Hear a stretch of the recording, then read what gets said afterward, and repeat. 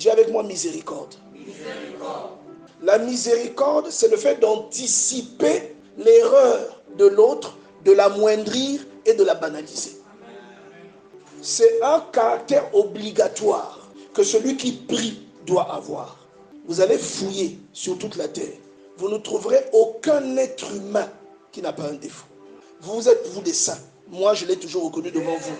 Je suis rempli de défauts. Les gens que Dieu investit pour conduire les autres sont des gens de la même nature que vous. Et j'ai toujours dit, la plus grande force de quelqu'un qui prie, c'est de savoir banaliser l'erreur de quelqu'un d'en face. Je pense que pardonner, c'est aussi fermer les yeux et supposer qu'on a soi-même des erreurs et que par conséquent, même si ces erreurs ne sont pas connues des gens, mais il y a quelqu'un qui voit ces erreurs-là, même quand nous nous cachons.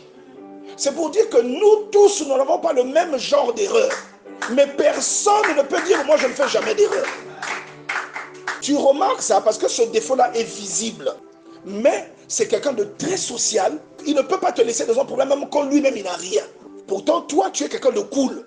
Mais parfois, quand il va te rester 100 francs, les 100 francs là, tu vas dire, mais lui, quand il va lui rester 100 francs, il va sacrifier ça. Son erreur, c'est qu'il a un défaut visible aux yeux de tous. Mais toi, ton défaut est caché. Mais aux yeux de Dieu, vous deux, vous avez des défauts. C'est pourquoi il ne faut pas s'agripper à une chose. Ma croyance ment beaucoup. Et alors, elle ment, mais toi, tu gardes rancune. Mais toi, c'est caché. Et quand tu viens à l'église, on ne voit pas ça. Elle ment, elle vous a menti à l'église, vous avez découvert qu'elle a menti. Tu vis au centre-ville, mais vous la voyez en Mpaka. Quand elle t'a vu en Mpaka, elle a un panne sur la poitrine, elle est sortie, dès qu'elle t'a vu, elle est repartie. Pour qu'on ne sache pas qu'elle vit là. Mais trop tard, tu l'as déjà vue. Tu rentres ici comme en croyance, tu vis ici. Je suis venu chez notre tantine. Elle vit là. Alléluia. C'est vrai ou c'est faux? Ça, c'est visible, n'est-ce pas? Mais toi, ton défaut à toi, parce que tu as demandé un service à ton frère, tu lui as demandé sa chemise, tu avais une sortie. Il t'a dit non, moi aussi j'ai une sortie. Mais tu as voulu avoir plus de droits sur sa chemise que lui-même le propriétaire. Quand il a dit moi aussi j'ai une sortie, toi, ça t'a blessé et depuis 2 jours, tu ne lui parles pas. Ça, c'est à la maison. On ne vous a pas vu. Mais croyance, on a tous vu. Et toi, tu mets souvent le défaut de croyance devant. C'est difficile d'être exposé. Hein? Je vous jure. Il y a des choses que vous cachez. Si vous venez ici sur la chair, Dieu va exposer ces choses-là. Quelqu'un comprend ça? Et je bénis Dieu de ce que ces choses-là rappellent que c'est Dieu qui fait l'œuvre à notre place. Ce n'est pas parce que nous sommes justes. Ce n'est pas parce que nous sommes justes.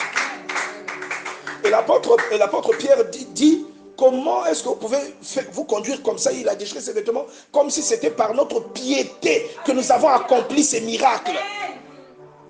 Donc, il est en train de dire, ce n'est pas par nos efforts que ce que vous voyez est en train de se faire. C'est Dieu qui fait ça. Je pense que les défauts sont là aussi pour rappeler à quelqu'un qui n'est pas Superman. Ce qu'il fait, pourquoi les gens l'aiment ou l'acclament, c'est Dieu qui le fait à sa place. C'est pourquoi vous allez voir un homme de Dieu, vous entrez dans sa vie, il y a une maladie chronique qui ne finit jamais. Vous allez voir une femme de Dieu qui prie pour les gens qui mettent au monde. Mais elle-même, quand elle prie, pour elle-même, ça ne vient pas. Et si vous êtes ignorant, vous allez vous moquer de lui. Vous allez oublier Paul dans le 2e livre de Corinthiens. Il dit pour me bloquer, pour que je ne m'enorgueillisse pas. Dieu a mis une infirmité dans ma vie. Pour que chaque fois que je vois cette infirmité, que je me souvienne, je ne suis qu'un homme.